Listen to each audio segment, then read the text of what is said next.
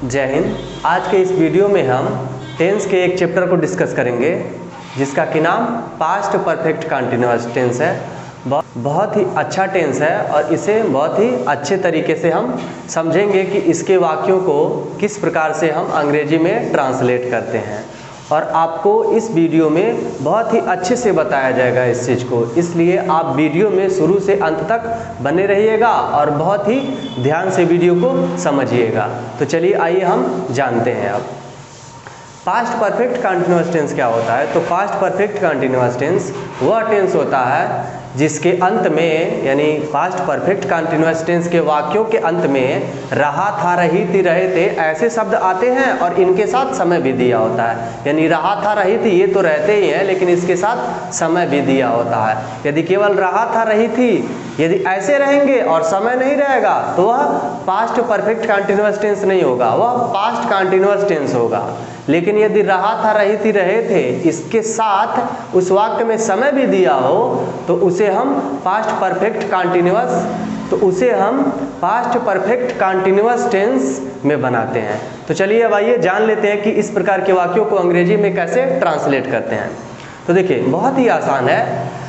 आप इसमें चाहे कोई भी सब्जेक्ट हो, चाहे सिंगुलर हो या प्लूरल, कोई भी सब्जेक्ट हो, आप सभी प्रकार के सब्जेक्ट के साथ या सभी प्रकार के सब्जेक्ट के बाद जो हेल्पिंग वर्ब है हैड बीन, उसको आप लगाएंगे। यानी सभी प्रकार के सब्जेक्ट के बाद आप हेल्पिंग वर्ब हैड को लगाएंगे। और इस टेंस में, यानी इस पूरे टेंस में, यानी इस पूरे और आप इस टेंस में चाहे अफर्मेटिव, निगेटिव, इंट्रोगेटिव कोई भी हो, कोई भी मॉडल का वाक्य हो, उसमें आप वर्ब की फोर्थ फॉर्म को लगाएंगे, यानी वर्ब की फर्स्ट फॉर्म में आईएनजी वाला। तो चलिए आप आइए हम इसके अफर्मेटिव वाक्यों को कैसे अंग्रेजी में ट्रांसलेट करते हैं उसको देख लेते हैं। आइए, तो आप सबसे पहले तो आप पहचान देख लीजिए।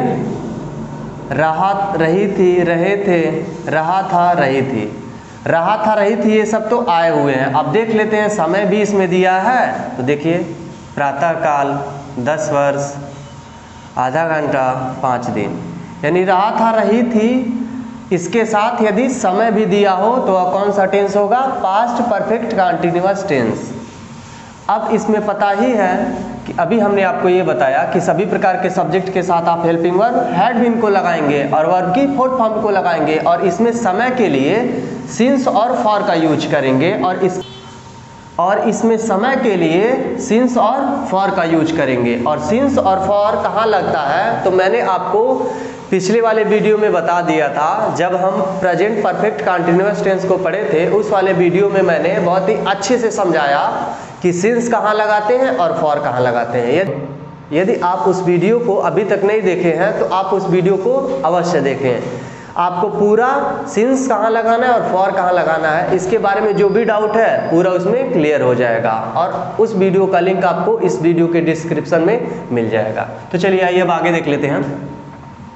अब कैसे बनाएंगे वह देख लेते हैं। तो सबसे पहले आप क्या लिखेंगे? सब्जेक्ट को लिखेंगे। उसके बाद आप क्या लिखेंगे? हेल्पिंग वर्ब यानी कि हैड बीन। उसके बाद फिर वर्ब की फोर्थ फॉर्म, फिर ऑब्जेक्ट और सिंस या फॉर समय से पहले लगाएंगे।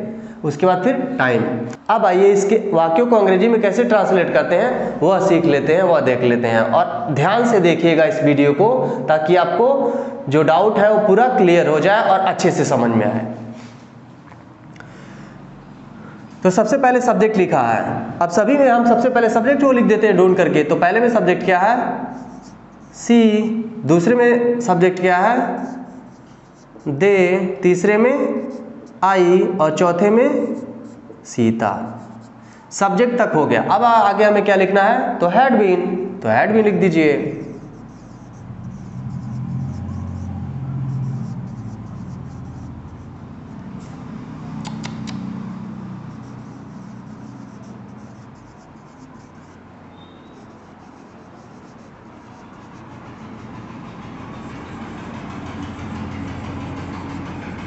हैड बीन भी हो गया। आगे देखते हैं, आगे वर्ब की फोर्थ फॉर्म है। तो इस वाले वाक्य में वर्ब क्या है? याद करना, यानी कि लर्निंग। फोर्थ फॉर्म चाहिए तो वर्ब की फर्स्ट फॉर्म में आईएनजी जोड़ देंगे तो फोर्थ फॉर्म हो जाएगा। तो लर्निंग। दूसरे में क्या है वर्ब? रहना, तो लिविंग। तीसरे में पढ़ाना, टीचिंग। चौथे में जाना, गोइंग। ऑब्जेक्ट, तो पहले वाले वाक्य में ऑब्जेक्ट क्या है? अपना पाठ। तो सब्जेक्ट के अनुसार ही अपने की अंग्रेजी लगाई जाती है। तो सब्जेक्ट देखते हैं क्या है? सी। तो अपने की अंग्रेजी हर। पाठ का लेसन।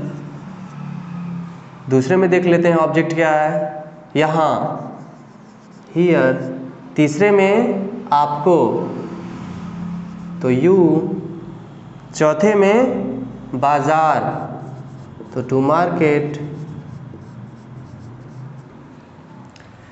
अब सिंस या फॉर में से कोई एक लगाना है। तो पहले में बताइए समय देख करके कि क्या लगना चाहिए?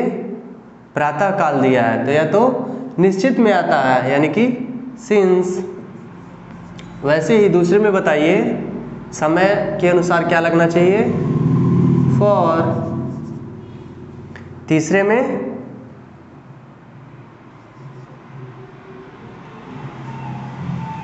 में फॉर।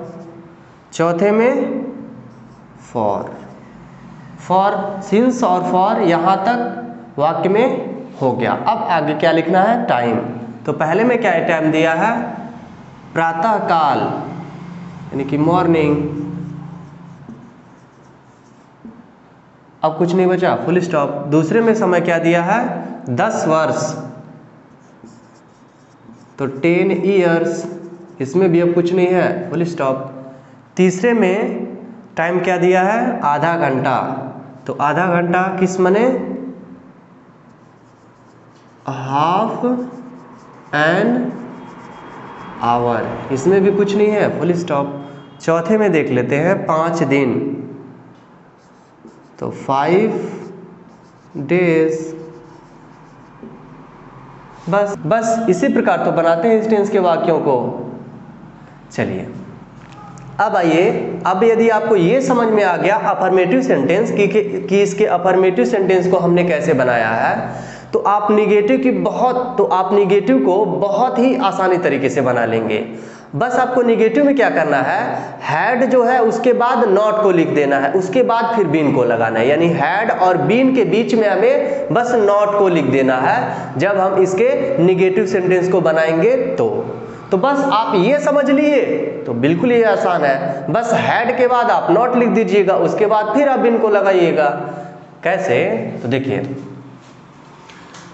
चलिए इसको भी बना करके समझ लेते हैं। तो सबसे पहले सब्जेक्ट लिखना है, यानी इसी फार्मूले से हम वाक्य को बनाएंगे। तो सबसे पहले क्या लिखा है फार्मूले में? सब्जेक्ट। तो पहले वाले वाक्य में सब्जेक्ट बताइए क्या है? कुछ भी नहीं है। तो जब वाक्य में सब्जेक्ट के रूप में कोई भी चीज़ नहीं होता है तो हम इट का प्रयोग करते हैं, तो इट हो गया। दूसरे में सब्जेक्ट क्या है? रेखा। तीसरे में सब्जेक्ट क्या है? बच्चे, द चिल्ड्रेन। चौथे में वह, तो ही।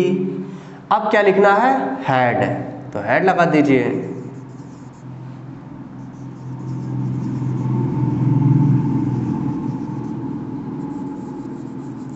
हैड भी हो गया। अब क्या लिखना है? नॉट, तो नॉट लगा दीजिए।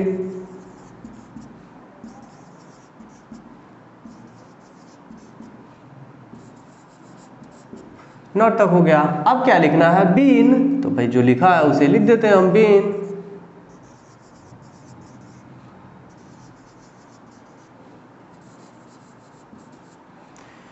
अब क्या लिखना है? वर्ब की फोर्थ फॉर्म। तो वर्ब इसमें क्या है वह देख लेते हैं। तो वर्षा होना, वर्षा होना किस मने? रेन, तो रेन का फोर्थ फॉर्म रेनिंग। दूसरे में क्या है? पढ़ना, तो रीडिंग। तीसरे में वर्ब क्या है? शोर मचाना, यानी कि मेकिंग अ नॉइज। चौथे में वर्ब क्या है? काम करना, वर्किंग। वर्ब तक हो गया। अब ऑब्जेक्ट लिखना है। पहले में देख लेते हैं ऑब्जेक्ट है, नहीं है तो नहीं लिखेंगे। दूसरे में देख लेते हैं ऑब्जेक्ट है, हाँ है, उस विद्यालय में, तो में की अंग्रेजी पहले लिखेंगे इन। अब उसकी अंग्रेजी को लिखेंगे तो उस किस मने दैट, विद्यालय का स्कूल। तीसरे में देख लेते हैं ऑब्जेक्ट, इसमें भी नहीं है तो नहीं लिखेंगे। चौथे में देख लेते हैं यहाँ, तो हियर, ऑब्जेक्ट तक हो गया। अब क्या लिखना है, सिंस या फॉर में से कोई एक लगाना है। तो पहले में बताइए समय देख करके कि यहाँ पर क्या लगेगा, फॉर। दूसरे में वैसे ही बताइए सिंस। तीसरे में वैसे ही बताइए सिंस। चौथे में भी वैसे ही बताइए सिंस। यानी सिंस और फॉर में से हमने लगा दिया। ये आगे देख लेते हैं। टाइम क्या दिया है, कुछ दिनों, तो सम डेज, कुछ नहीं है तो क्यों, फुल स्टॉप। दूसरे में मार्च, तो मार्च, इसमें भी कुछ नहीं है, फुल स्टॉप। तीसरे में सुबह, तो मॉर्निंग, इसमें भी कुछ नहीं है, फुल स्टॉप। चौथे में पिछले महीने, तो लास्ट मंथ, इसमें भी कुछ नहीं है तो फुल स्टॉप। तो इस प्रकार से हम इस टेंस के निगेटिव वाक्यों को हिंदी से अंग्रेजी में ट्रांसलेट करते हैं। अब आइए इसके इंट्रोगेटिव वाक्यों को कैसे अंग्रेजी में ट्रांसलेट करते हैं वह देख लेते हैं। तो जब वाक्य क्या से शुरू होगा तब आप हेल्पिंग वर्ब का यूज करेंगे सबसे पहले। यानी कि जब भी वाक्य क्या से शुरू हुआ होगा तो आप क्या लगाएंगे, हेल्पिंग वर्ब सबसे पहले लगाएंगे। और इसमें हेल्पिंग वर्ब क्या है, हैड है, यानी हैड बीन है तो हैड को सबसे पहले लगाएंगे। यानी कि जब वाक्य क्या से शुरू हुआ होगा तो आप यहाँ से बनाना से, यानी कि जब वाक्य क्या से शुरू हुआ होगा तो आप हैड से वाक्य को बनाना चालू करेंगे, यानी बनाना शुरू करेंगे।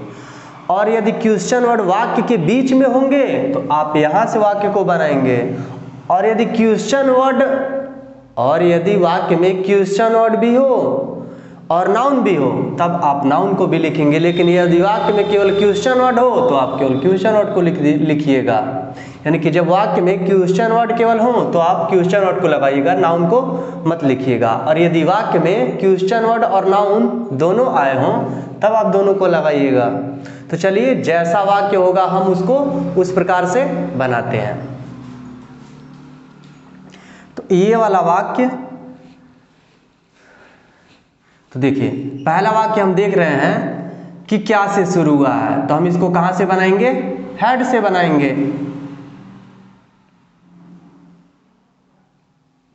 तो हैड। दूसरा वाला वाक्य भी क्या वाला है तो इसमें भी हैड लगाएंगे, हैड हो गया। अब क्या दिया है, सब्जेक्ट। तो पहले में सब्जेक्ट क्या है, आई। दूसरे में सब्जेक्ट क्या है, राम। अब क्या लिखना है, बीन, तो बीन लगा दीजिए। अब क्या लिखना है, वर्ब की फोर्थ फॉर्म। तो पहले में वर्ब क्या है, याद करना, यानी कि लर्निंग। दूसरे में वर्ब क्या है, कठोर परिश्रम करना, यानी कि वर्किंग हार्ड। ऑब्जेक्ट अब लिखना है। तो पहले में बताइए ऑब्जेक्ट दिया है, हाँ यह पार्ट, तो उसको लिख देते हैं। यह की अंग्रेजी दिस, और पाठ का लेसन। दूसरे में देख लेते हैं ऑब्जेक्ट है, नहीं, दूसरे में नहीं है तो नहीं लिखेंगे। अब क्या लिखा है, सिंस या फॉर। तो पहले में समय देख करके बताइए कि सिंस और फॉर में से क्या लगेगा, तो सिंस। दूसरे में बताइए सिंस। अब आगे क्या दिया है, टाइम। तो पहले में समय बताइए क्या दिया है, कल, और ये कल बीता हुआ कल है। तो बीता हुआ कल किस माने होता है, एस्टरडे। अब कुछ नहीं है तो क्वेश्चन मार्क। दूसरे में देख लेते हैं समय क्या दिया है 2012, तो 2012, इसमें भी अब कुछ नहीं है तो क्वेश्चन मार्क। इस प्रकार से हम क्या वाले वाक्यों को अंग्रेजी में बनाते हैं।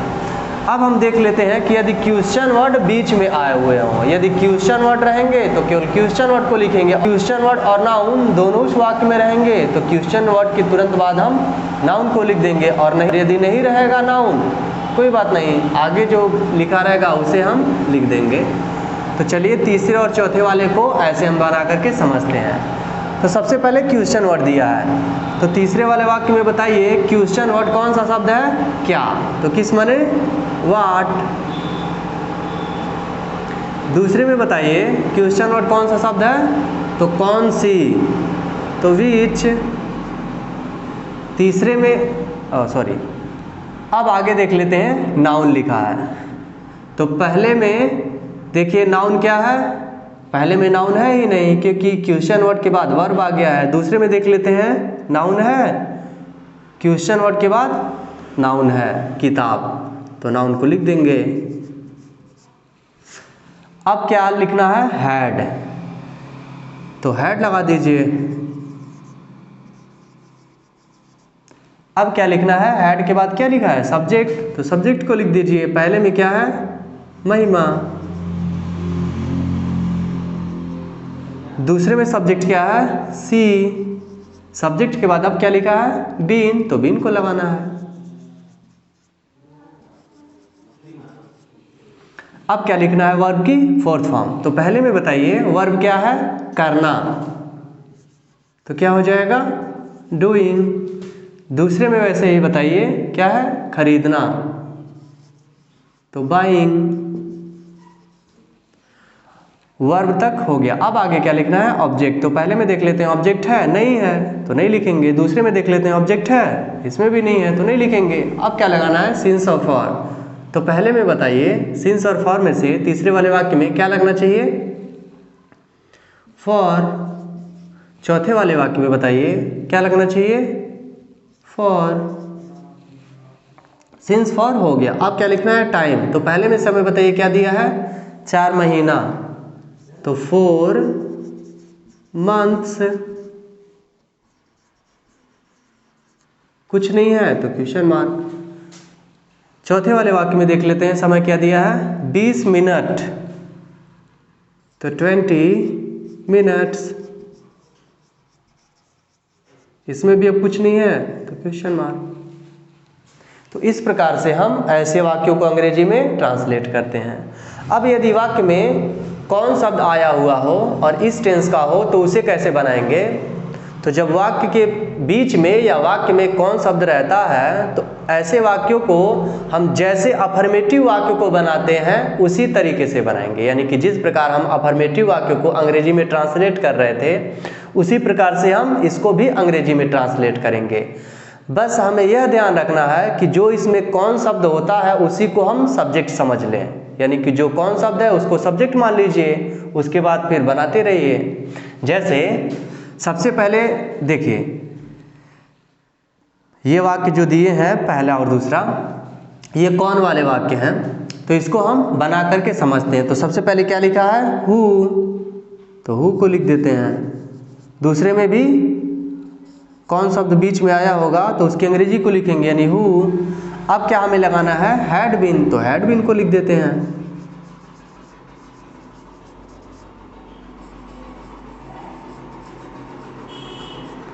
अब क्या लिखना है, वर्ब की फोर्थ फॉर्म। तो पहले में बताइए वर्ब क्या है, पढ़ाना, तो टीचिंग।